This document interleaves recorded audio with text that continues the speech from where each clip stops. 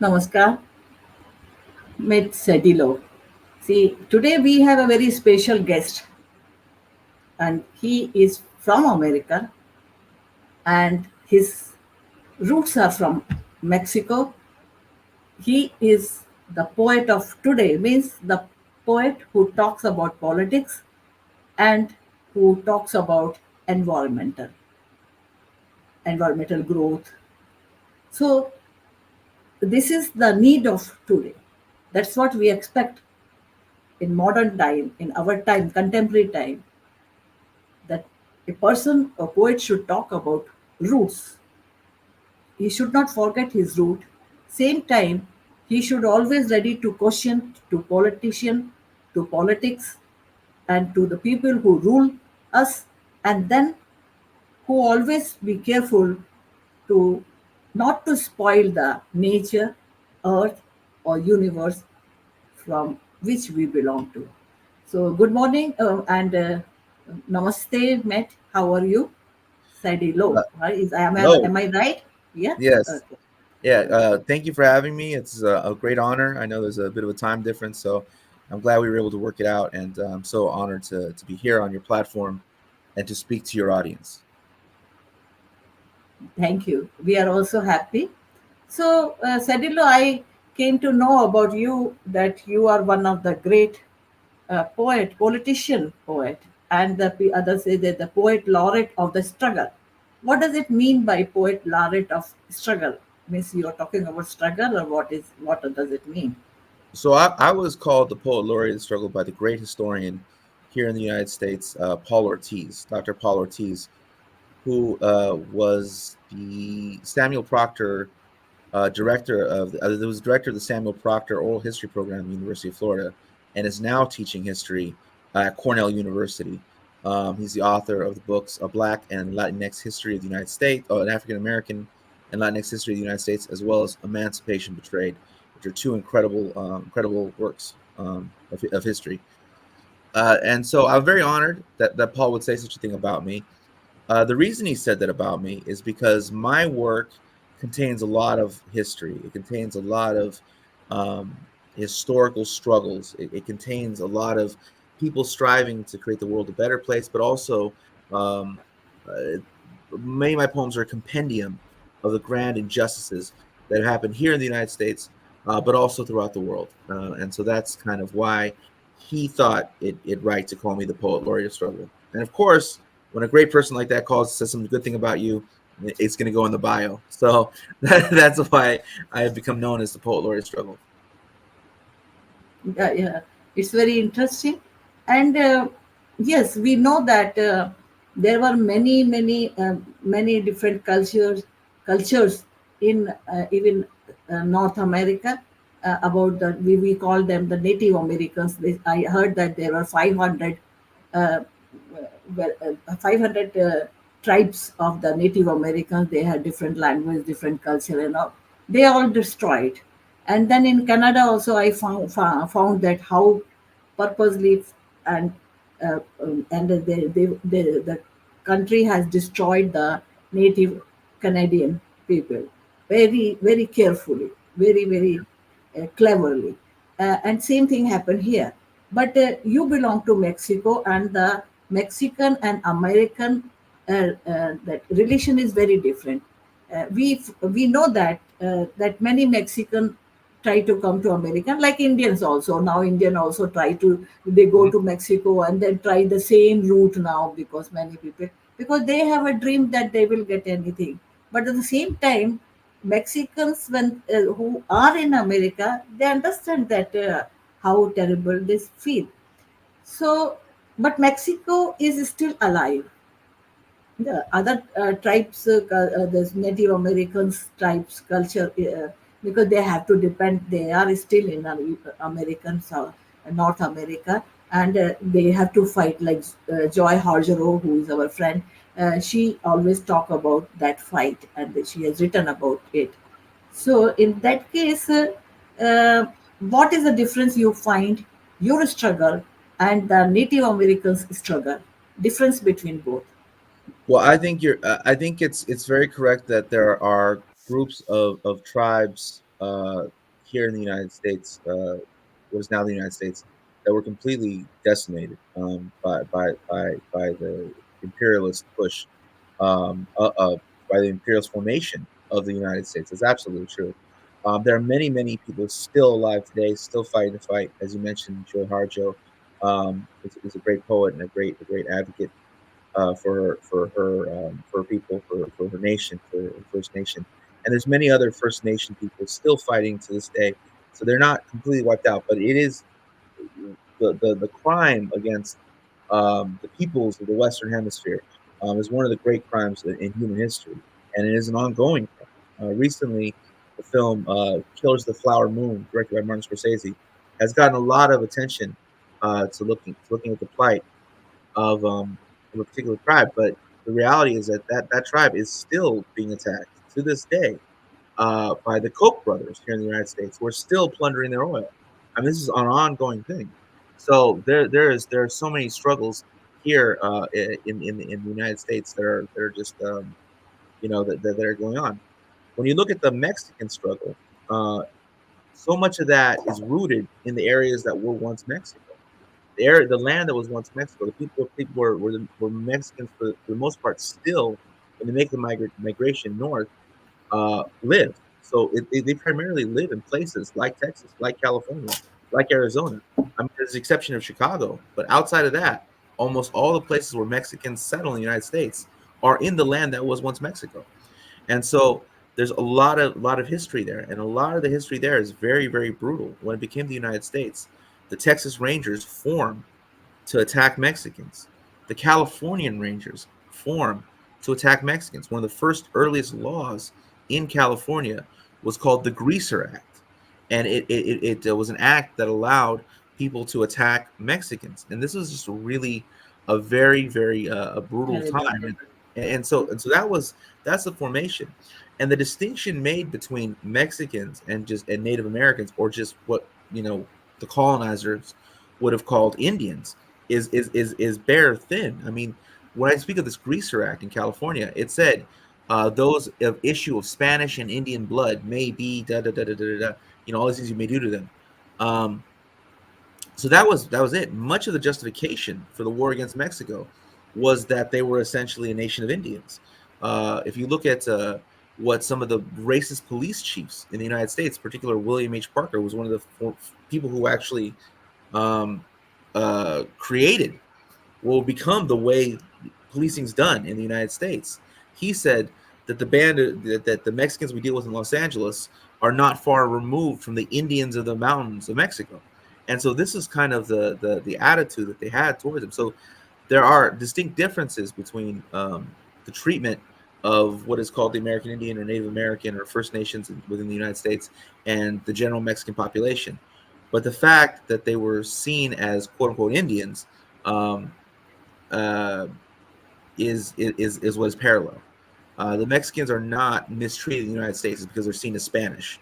They're mistreated in the United States because they're seen as Indian, and that's really kind of that's the history, and that's the parallel and the link.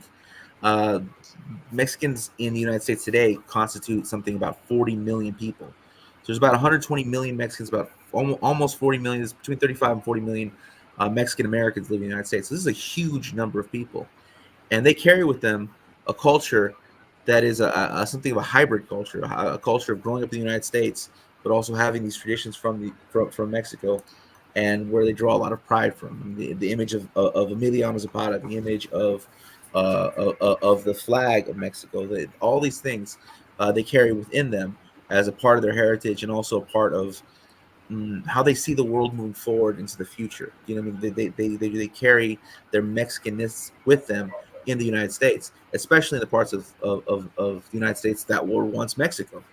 There's a great feeling that that you know that they're still a part of that history, that tradition, and that people. Los Angeles has more Mexicans living in it, and people of Mexican extraction, Mexican heritage, than any city in Mexico other than Mexico City. So some people would argue that Los Angeles is the second largest Mexican city in the world. Oh. Right. And Los Angeles is the Hollywood. But yeah, see, Los Angeles is uh, Hollywood, but the it's actual, not, the real Los Angeles has more uh, Mexicans living in it than Guadalajara. uh, Yeah. yeah, I was in Los Angeles once, and yeah, this is a big city, and with, so can you now we can start with one of your poem.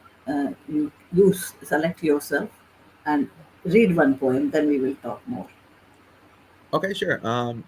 So this poem is kind of a crash course in the U.S. history. It's called "Stolen Lives, Stolen Land."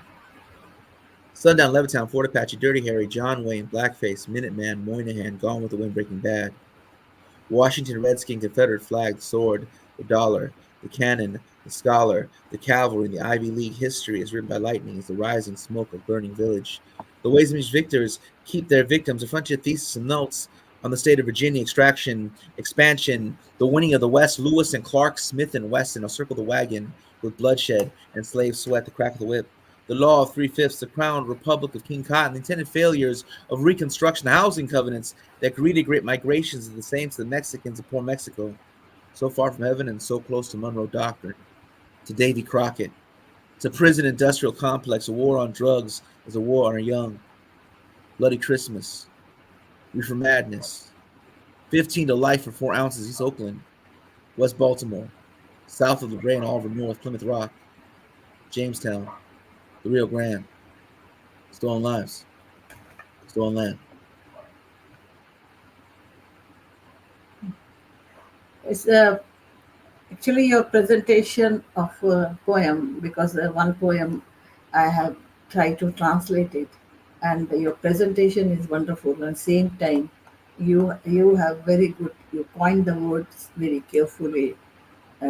So I have translated a little bit like that. I will just read for the audience or India.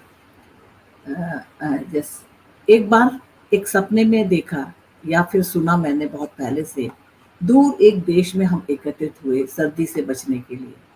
हमारे बच्चे की आंखें सितारों की तरह थी, चंद्रमा की किरणें एकत्रित की उन्होंने। हमारी रगों में नदियां और झरने थे, हमारा दिल धड़क रहा था, और प्रत्येक पीढ़ी एक से दूसरे तक हमने मजबूत घोंसले बनाए, और किंवदंतियां भी जो रह गई। जितना पाया उससे कहीं अधिक भरा हुआ, लेकिन कम से कम मैंने इसे सुना। समय से पहले मेरी जन्मभूमि का एक खंड हुआ, एक टुकड़ा हुआ, अपने मौसम के लिए जाना जाता था। कहाँ सूरज ने अपनी रोशनी बिखेरी, धर्मी और दुष्ट पर, दुखी और विशेषाधिकारी प्राप्त, निर्दोष और वास्तव में दोषी एक जैसे। उनके सुनहरे कदमों की तरह हमारे सिर पर गिरे, की तरह हमारे सिर पर गिरे। जिनके पास ज़मीन है, उनके पास कानून है, जो नहीं करते बस उसी का परिणाम है। मैंने एक बार ये सपना देखा था कि आदमी एक बच्चे को लेकर चला एक पहाड़ी के किनारे तक, जिस पर एक हवेली बसी हुई थी। उन्होंने इशारा करके कहा, बेटा, वहाँ अमीर लोग रहते हैं, हो सकता है आप और मैं इसे देखने के लिए, या मैं कभी जीवित ही ना रह पाऊँ। एक दिन यही पहाड़ी उसके खून से लाल हो जाएगी। कभी-कभी मेरे पास पूरी ताकत होती थी और कभी मेरे पास कुछ नहीं। यही मेरे पुनरावर्ती जीवन है, जहाँ हर पल आधी रात है और हर कदम पर कोहरा है। जागो, जागो, डाउनटाउन बस यात्रा पर जागे एक साथ, एक साथ। I am reading only the half of the, but just part of the poem. It is such a wonderful to read in our language, because you know that when we read in our language, we understand better. That is why I love to do translation. When I Wonderful. try to understand her, when I try to understand a poet, I try to translate it in my own language. That makes me understand better the poet's heart. So this poem, I think you have uh, I have seen in a net, and from net only I have taken this poem. So this is about the history of, well, you're talking about the history of your land. So what I want to say that because you born in Los Angeles, which was the part of Mexico, very well we understand, and even the Los Angeles, Los Angeles, that Hollywood is also Mexican word. not the English word. This is the also Mexican. Many countries name San Diego, and all these are the Mexican word. Is it? Am I right? Yes, absolutely. The original name of Los Uh, Angeles is La Reina de mm, Los Angeles del Rio Porcíncula. Yeah, mm. La Reina, Nuestra Reina de Los Angeles del Rio Porcíncula, which means like Our Lady of the Lake Porcíncula, Our Lady, the Queen of the Lake of Porcíncula, whichever that is. I don't know But if I that got. is Los Angeles. That's the Okay. real name of Los Angeles. That is the real name of Lourdes. And even I heard that when I was in Gabriel's house, she showed me that this is the Mexican Spanish Mary, and her name was also different. That Mhm. even the Bible also you follow the different line of Bible, and you that Mary is different than the Mary in Bible we read now. So. Right. So the Virgin Mary, that's a very famous thing. That the Virgin of Guadalupe is a very famous thing, not just in Mexico but throughout the Catholic world. It's one of the most famous appearances that Sky Juan Diego sees us. But there's a lot of people talk about that being rooted in Tonatzin, which is an older pre-Columbian myth. So the imagery of that very much follows in. So even the Catholicism that's practiced by Mexicans is influenced by something that came before it. Yeah.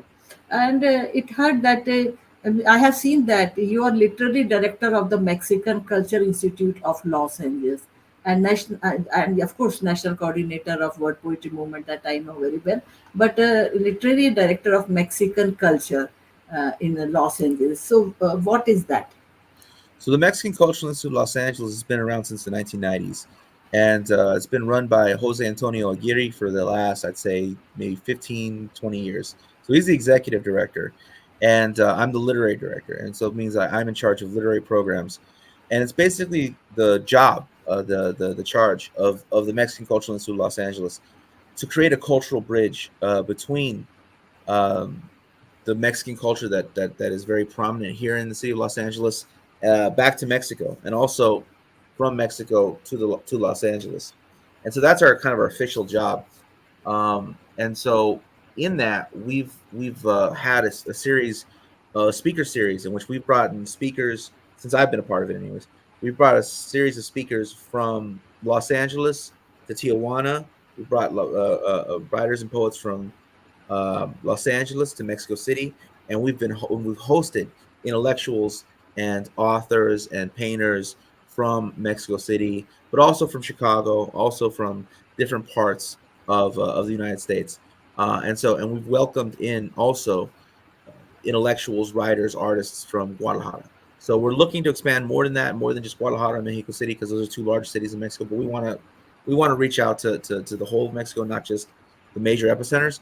But that's an ongoing project. But we're very honored that we've worked with a group called Chicanis Sin Fronteras in Mexico City to put on two encuentros, which is a meeting of Chicano artists and Mexican artists, Chicano writers and Mexican writers, Chicano Chicano would mean Mexican American, uh, intellectuals and academics alongside their Mexican counterparts, and it's been a very very beautiful thing, and it's been a very big, very beautiful bridge between these two groups of people, who in some ways are distinct from each other, but in other ways are one people.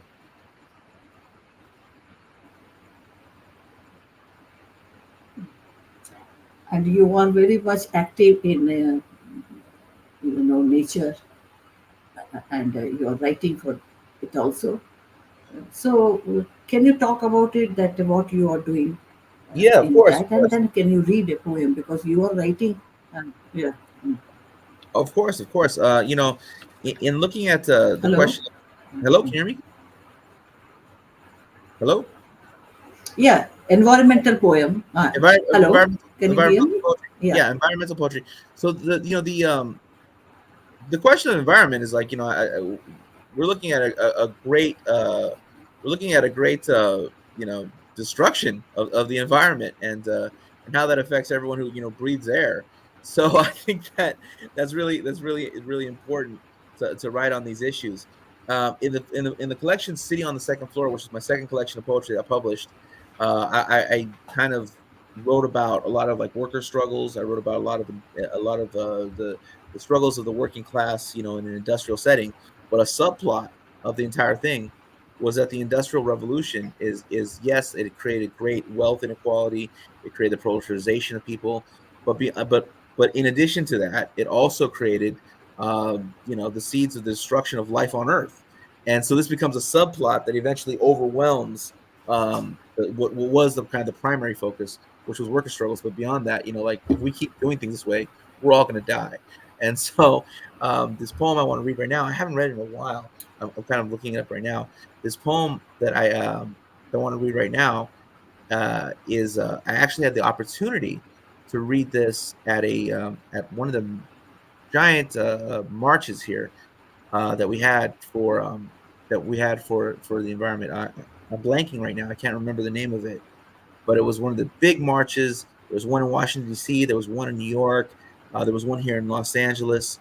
Um, a good friend of mine, two good friends of mine, actually, now they're good friends of mine. They welcomed me to come read there. Jessica, uh, oh my God, I'm just blanking on names right now, but just Aldridge. And they brought me in, and that was a very honorable thing to do, and a great honor of mine. And I got introduced by the actor Ted Bailey, so that was kind of wild. Anyways, here we go. Storm warnings. When it all finally goes down, when the Titanic finally sinks, when there is nowhere left to hide the money, when the Alps finally melt, when Switzerland becomes a barren desert, and the Cayman Islands are buried miles below sea level, the Fortune 500 will set up tax shelters on the moon. A storm is brewing from the winds of Fukushima, from the ash of 3 Mile Island, from the criminal negligence, from the killing and plunder. You can hear the distant thunder strip the earth to feed industry, take from the country to please the city, milk the city to engorge the capital, make weapons capable of destroying the planet, turn profit from tankers that poison the ocean, factories that darken the sky, and a storm is brewing from the ghosts of Bhopal, from the graveyard of Exxon Valdez, from the soot that is rising out of industrial revolution, a commercial revolution, a Chevy revolution that invites you to join the mad chorus as the rubber hits the road, from the fall of the rainforest shows those who would live in the natural rhythm, villages that would raise children into the tune of a raindrop song, the savagery the mechanical man is capable of. Let them know that a storm is coming, that a hard acid rain is going to fall from the Yellow River to the Niger Delta, from the Cuyahoga to the holes in the ozone over New Delhi, Mexico City, and Cairo, from the geological crime scene of the River Ganges to the bitter harvest of Terminator seeds, from the mountaintops chopped off in the heart of the Appalachia, from the Canadian tar sands, the coal seams, the Badlands, to polluted streams of gasland. There is nowhere to run, nowhere to hide. There's no taking shelter from the storm. No, not this time. And a storm is brewing. You best beware, for what profits a man should he gain the world but cannot breathe its air. There's no way to live. His land, the sky, the sea was made for you and for me and for us and for we and for them and for they who are not yet born, who have yet to hear a single raindrop song. And our hearts are stirring, our feet are marching. The choir is rising to those who would turn this earth to wasteland or home to landmine to save a nickel or scrape a thin dime, with their eyes set on mountains of profit. Will you best batten down the hatches, cross your fingers, and lock your doors, because the storm is brewing. You have been warned. It's wonderful. And your presentation, and you coined the word very cleverly and very nicely. See that this is very sad that in India we are facing same problem. But the Yes. greediness of the man. Uh, See, all the mountains are covered with the roads and hotels and houses and all. And still, when there is a winter, then people run to mountain. When there is a summer, then also they will run to mountain. And there will be no place in the mountain. And the Yes. people who live in the mountain, of course, as a business, it's good, but converting nature into business is very, this is a new fashion, but this is a very harmful, because you are converting a city into a tourist place. Yes, it will give money, or it will give job to your people, but in what cost? Right. And what will remain after some time? So this is actually very sad. There are many sad things in this world, which should be underlined, but we cannot talk about it. And that Yeah. is why we want poetry on politics, but very few can dare to speak of. So one poetry I listened to when I was listening your poetry, uh, I find that in a political poetry you are very strong. You use very strong words. Can you read one Yeah, of course. political poetry? Before I move on, though, I want to say that this poem, it says, talks about New Delhi, Mexico City, and Cairo, because these are some of the most polluted cities in the world. Los Angeles could easily be added to that list. So I mean, these are global problems that we all Global face. problem. Mhm. And I also mentioned in this the Bhopal. I mentioned Bhopal in this poem, Yeah, Bhopal was there. Yeah, but and now also there are new things. Now new things. You do not. I think you I need know to that update. I need to update. Himalaya. All the Himalaya is dying. I The wrote mount. this right The after I wrote this right after Fukushima. So that tells you how long ago it was. So I need, yeah, these, sadly, mountain people are very upset because their mountain is completely going down, yeah. and there is a very difficult time. And the Yeah. reference to Terminator seeds in here was a reference to the Terminator seeds in Monsanto, and there was a wave, an epidemic of Indian farmers committing suicide at the time that I wrote Yeah, this. yeah. And so this One poem month, 1 month, 1 year they were trying to protest. Nothing happened.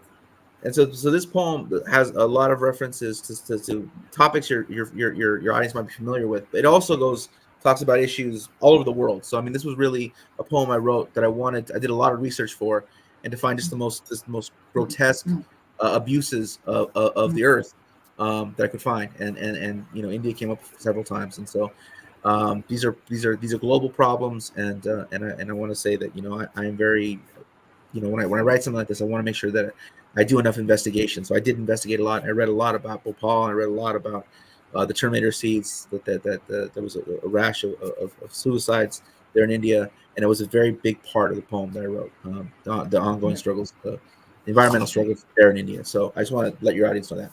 As far as writing another poem about struggle, yeah. Which poem did you translate? Which poem was that? Mhm. What was the English?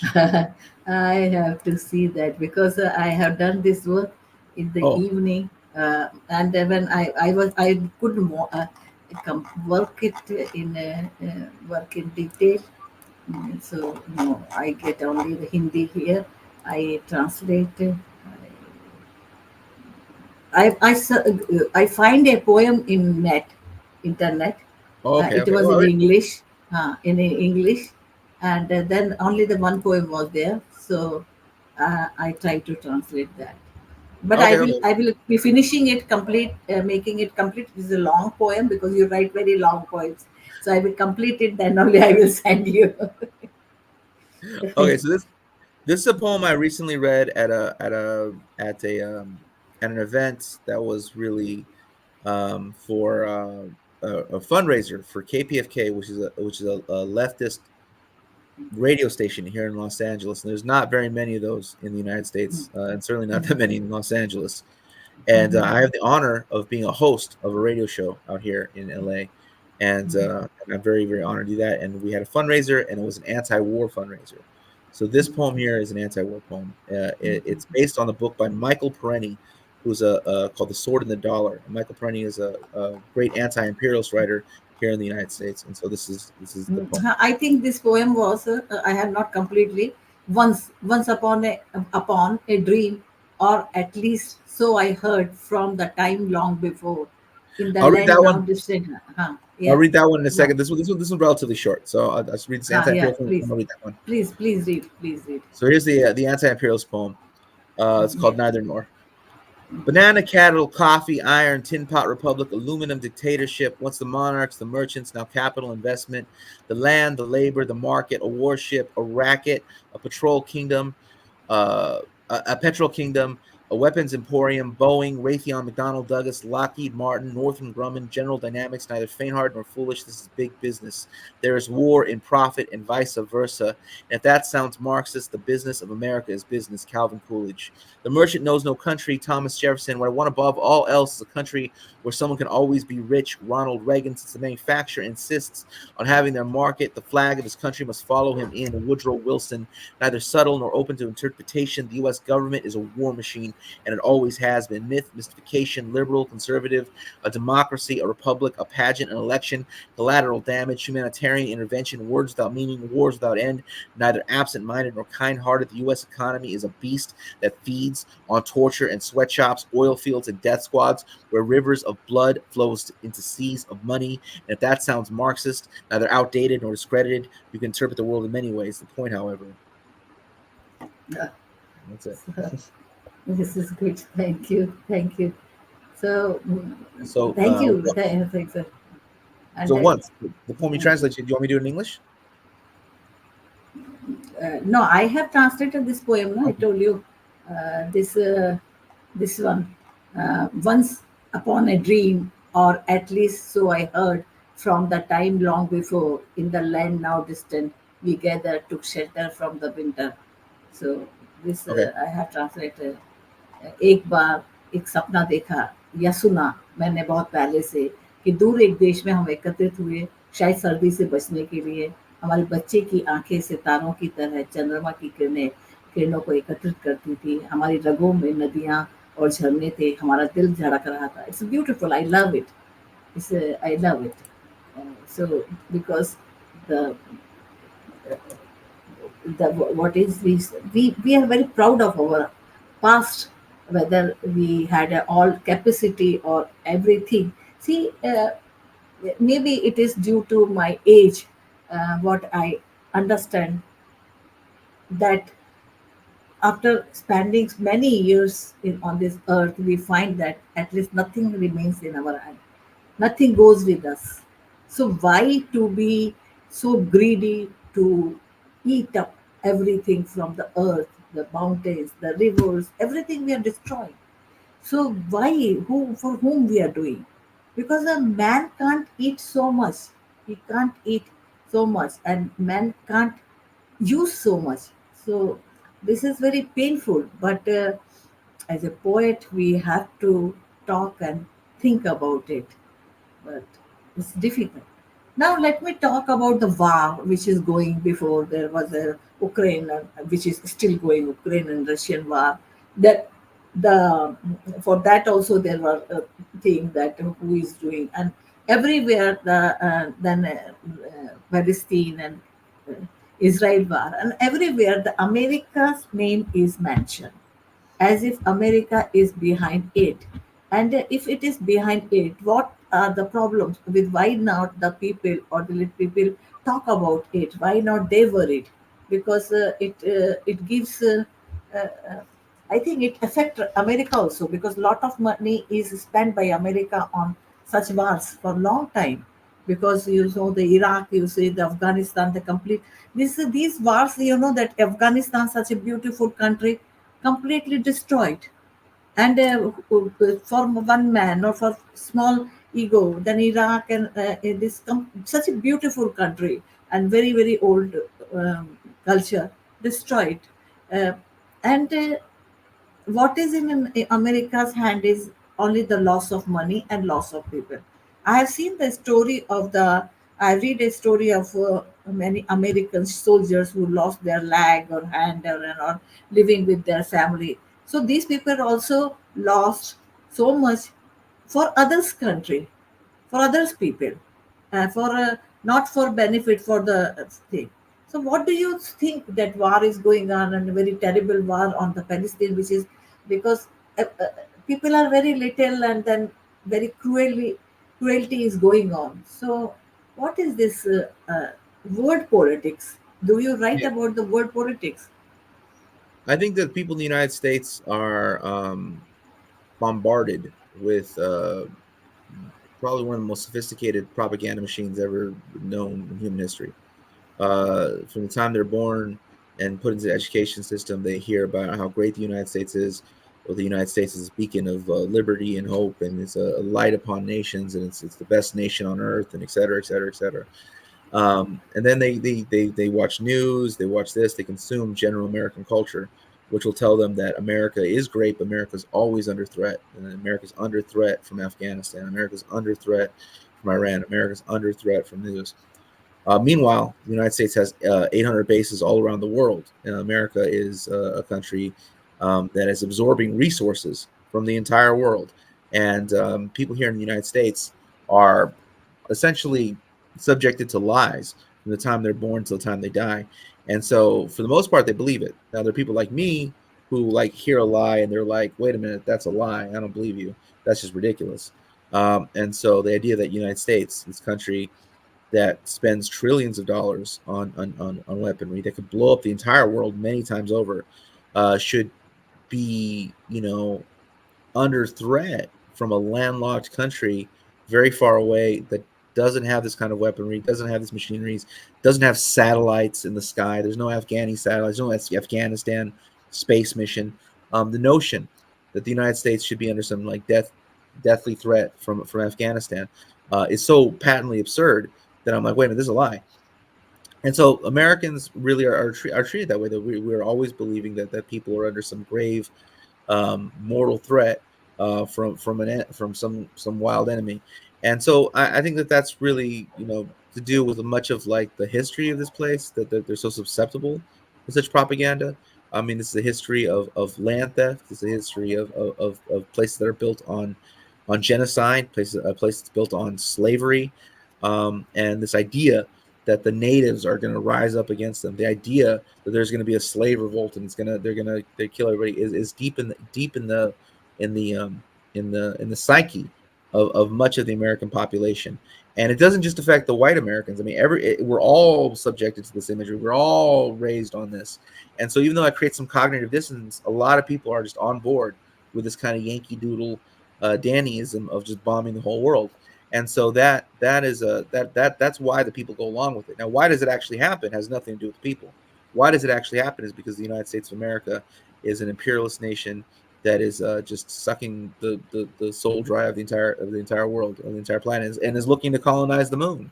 And it's not. I mean, and so much. It's really even weird to even talk about the United States. Wherever it's really global capitalism, which is centered for the most part still in the United States. It's really because I mean these are global enterprises, multinational corporations with bases all over the world.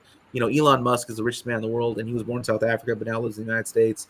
The CEO of Pepsi, which is actually with all subsidiaries larger than Coca-Cola. That she's an Indian woman, so I mean like there's all kind there's I mean it's a global system at this point, and but it is still primarily centered in the United States, and it is definitely the U.S. military does serve as the great bully stick for global capital, which, as you said earlier, will look at a mountain and think about how to make money off it instead of just admiring the mountain. Yeah, this is very sad. No, actually, I feel that it is if you we cannot go to America even though our children are there because the there is no good uh, health system in America. If we come to America, our children have, or if they get ill, our children have to save their house. Such a expensive. This is terrible. Then there is I find that in America and Canada that the way children have to work hard in hotels and all to pay the money to colleges, very high colleges. Same pattern is the country like India is also try to follow those patterns, and this is very harmful because in place of we also going for the privatization other countries like it because we wanted to become like America, shining, clean, and what you say that if frame the country which can be kept in the frame. So that like I like the title you said that city on the second floor. So I that city in the frame. So that also that is the dream of Indians. And so actually what happened once I was in China, Beijing, and I see many vendors who were selling the juice and fruits and all, and people, the middle class people were coming there and doing this exercise with the drum, and it was almost 8 o'clock, and I saw that in a city there was everything was very clean, nothing, no small house, nothing, no hut, nothing. So I was very eager to know that what happened to those people.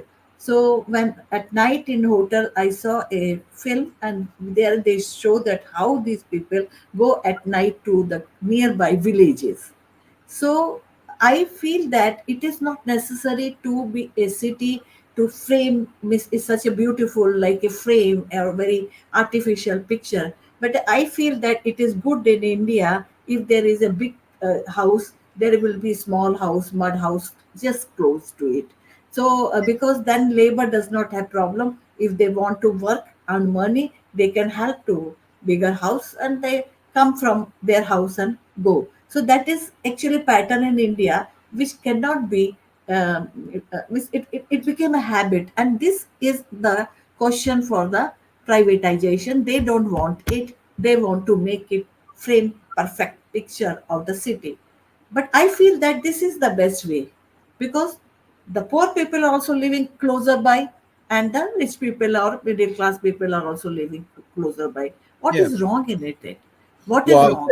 if they want to look more like the United States, what you'll end up having is you'll have these like what you'll end up having is these giant buildings, and then there'll be a tent city nearby. Mhm, There'll be people who have no homes who live in tents mhm, and mhm, just learn whatever, and who are that 'cause that's what LA, that's what Los Angeles looks like. Los mhm, Angeles has, obviously Los Angeles is one of the richest cities in the world, and we have these giant buildings that are actually the Bank of America building, the U.S. Bank buildings. These are literally bank buildings, and they overlook Skid Row, which has tens of thousands of people living in the street, living in tents. That's Los Angeles. Recently, I was in Vegas not too long ago, and I was outside a casino. We were going to a casino. It was my friend's birthday, so we were going to the casino. And outside the casino, there was a tent city. So you have people living in tents outside of a casino. That's the United States. That's the model for the world, right? So this is a really very gruesome picture. but you know that the people who live in the tents are not really poor or not wanted. Some of them, what I heard that mostly they cannot afford to buy a rental house even. Right, right, So right. that is so they So cannot. That is why they have to live in tent. So But in people, most India, most people in tents are totally out of the economy. So but there's the other thing of people who actually are work or are still working who live in RVs. So you have this whole situation right now in the Silicon Valley, which is the richest part of the United States. It is the second richest city in the world, other than Zurich. And the people who work there, who like clean up after the very rich people of Silicon Valley, who make the technology we're talking to each other right now, are living in RVs. You know, oh, yeah. The people come and like mop up after the tech workers live in RVs. They live in like car. They live in their car in order to go work at Google. As like the as food services or custodial. There's even tech workers living in their is cars it because in it's so their expensive. cars? Yes, this So is it's, houses are so expensive. this house is so expensive, and they're not nice houses. They're like shacks for like $1 million. I mean, so that's what that's what the Silicon Valley is. It's a real dystopia. Um, but just if you think about the amount of like concentration of wealth there, and then like what that means to the rest of the world, it's really quite. It's. I mean, I think it's funny people talk about the tech bubble of the early 2000s as though that was an incident, as though tech isn't a bubble. I mean, tech's a bubble. It's not productive capital. If you look at the way that like as bad as it was, as horrible as it was, even the auto industries or the old industrial industries, they produced a product and then they sold the product. What does Facebook sell? What do they sell? What does Netflix sell other than the movies that you get to watch? I mean, other than a password, what do these things actually sell? What products do they actually? What commodity do they actually produce? Nothing. The entire world economy is riding on tech and finance, and it's going to explode again because it's not based on anything.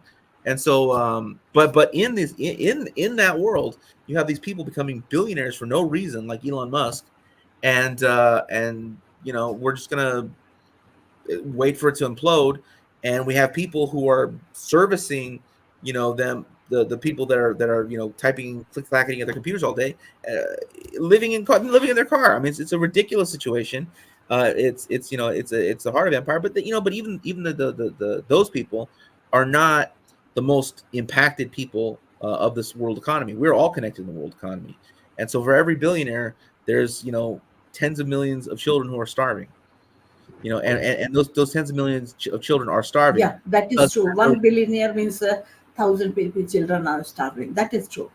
yeah. So to make 1 billionaire, thousand children, this is really terrible. Yeah, this is difficult. But the war situation is also very difficult, especially for the children. And it's in a small land. There is always to stop war. In place of stopping war, they just take one side and another will take side, and it is an ego war afterward, and then who suffers? And continuously we find that 4 5 years we are finding, not 4 5, almost for 10 years we find that before that we had a I think it was at 2013 onward or 14 onward, uh, this Syria war and this other war, and the people going in the small boats, and all these things started, and then Corona and all these things. Still, people do not understand that why we do what we do, and especially we are actually puppet in the hand of politicians. That is the very painful, and we cannot talk boldly.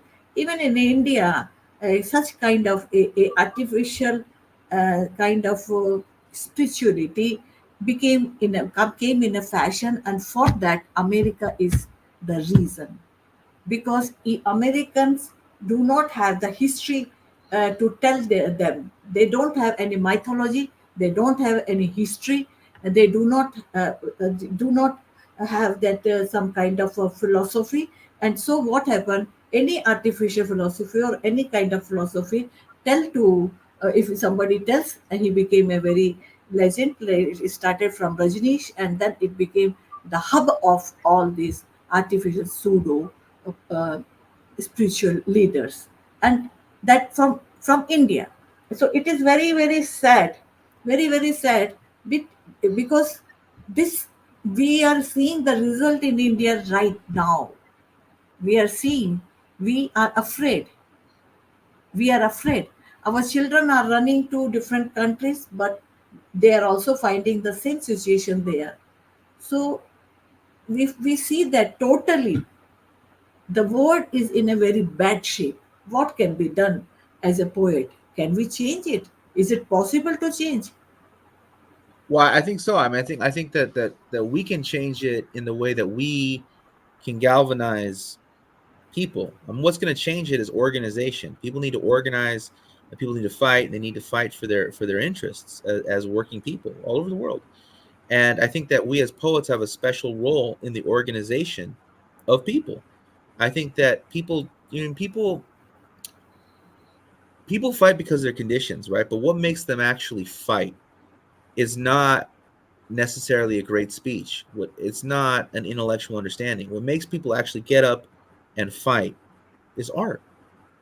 I mean, people live and die for art, and whether it's a poem or some music or a movie or whatever, what galvanizes the people to understand something is not a clear, cogent argument. What galvanizes the people is art. And even great speeches are art. They rise and reach a crescendo. They do all kinds of things. There's all kinds of maneuverings. It's not just the content of what's being said. It's not just the information that's being delivered. It's the way it's delivered. A great speech is art. An orator is an artist. So the reality is that people are motivated and galvanized by art, by the artistic expression within us that drives people to do something they would not have done otherwise. And that's true. And it's been true throughout human history. And so I think that our role as artists, I mean, specifically as poets, yes, there's a very particular role, but just broadly speaking, as artists, our role is to galvanize the human spirit. And even when we're not writing political stuff, even when we write a love poem, it's to stir the feelings of great love. Even when we're writing a tribute to a loved one, to an ancestor, or to someone that we knew in life that is past, it is to sing the song of their life. It is to recall the memory of a person. So whatever we do as poets, it is to stir the spirit. And when we stir the spirit against the injustices we face, um, that is what galvanizes people. That is what drives people to fight for something better.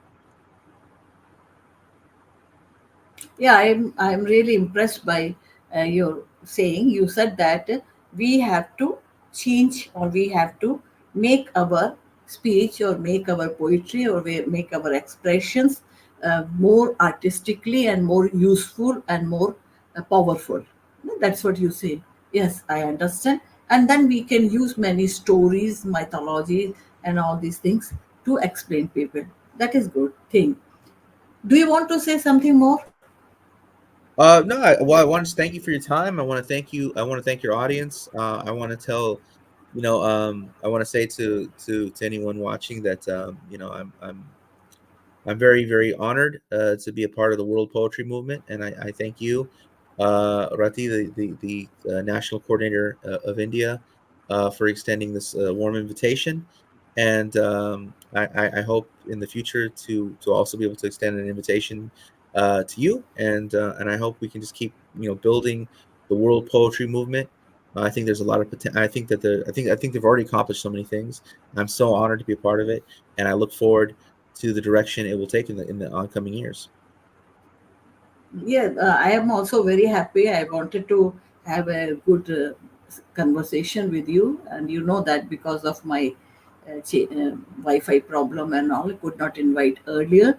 But I'm looking forward next time, and next time I will bring more translations of your poems, so that we can present in two languages, and you are always useful as a poet leader, politician, political power, and the